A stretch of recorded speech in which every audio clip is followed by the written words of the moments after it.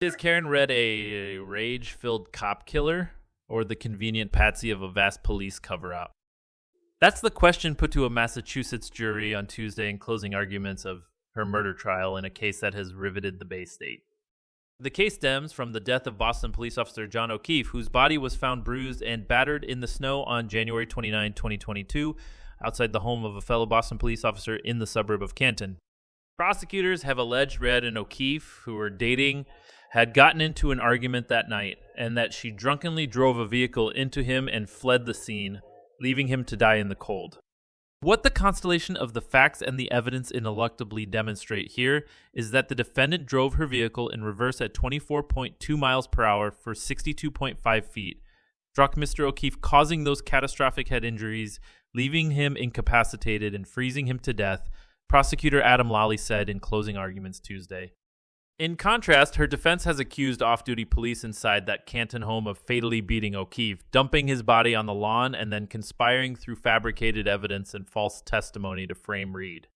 Ladies and gentlemen, there was a cover-up in this case. Plain and simple, defense attorney Alan Jackson said, "You'll surely say to yourself, I don't want to believe it. I don't want to believe that could happen in our community. But sadly, over these past 8 weeks, you've seen it right before your eyes."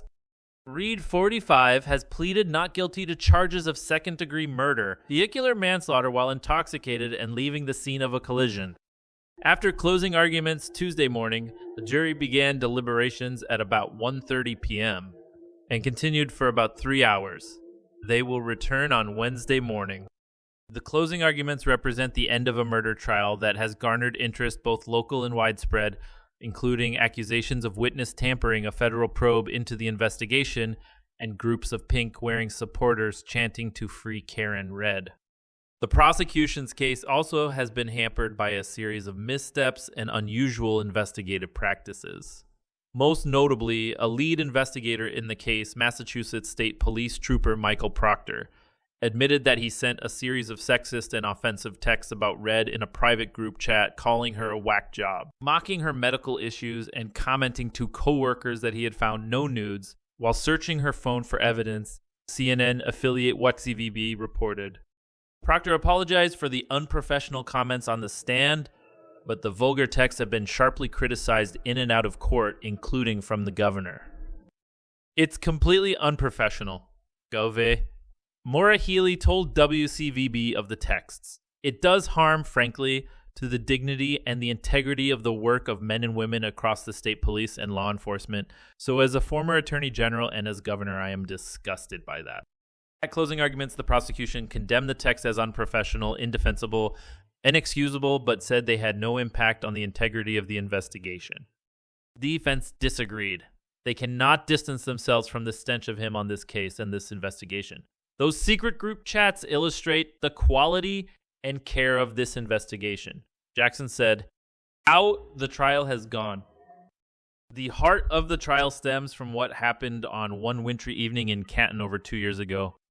On the night of January 28, 2022, Reed and O'Keefe went out drinking at 2 bars with friends. Shortly after midnight, the couple climbed into Reed's FE and drove to the home of O'Keefe's colleague on Fairview Road for an after-party," court documents show.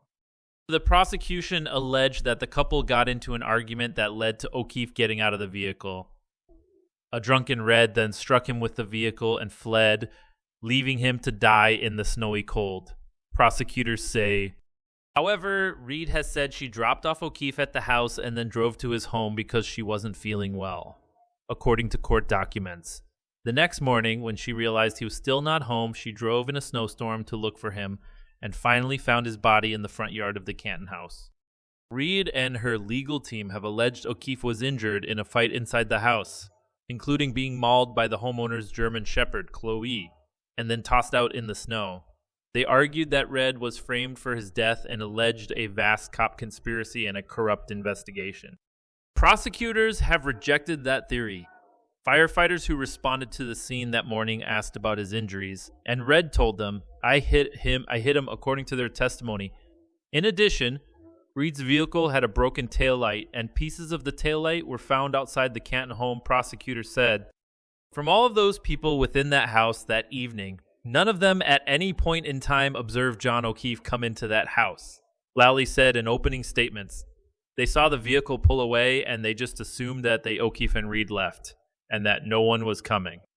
The trial began in April and featured testimony from several law enforcement officers, with some as witnesses and others as investigators. The prosecution has presented evidence that Red and O'Keefe had a volatile relationship.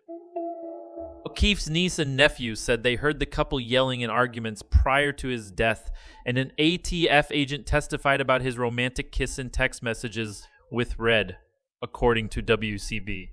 Further, in the minutes after prosecutors say she hit him with the SUV, she called his phone and left a voicemail yelling, "John, I F. King, hate you." The defense has sharply questioned witnesses about whether Reed truly confessed to hitting him with her vehicle and have challenged investigators about the quality of their work. For example, investigators used red plastic cups to collect evidence from the scene, and surveillance video of Red's vehicle was inexplicably flipped to a mirror image, WCVB reported. Lie, obfuscate, manipulate, alter, and when they're caught, they just excuse it away, Jackson said in closing arguments. That's not sloppiness, he added. That's evidence manipulation. Aidan Kearney, a Massachusetts blogger nicknamed Turtle Boy, has fed the ongoing debate with numerous posts alleging a murder cover-up by law enforcement and local politicians. In October, Kearney pleaded not guilty to charges of witness intimidation and conspiracy, CNN affiliate WZ reported, after he allegedly called and sent messages to witnesses and investigators in Red's case.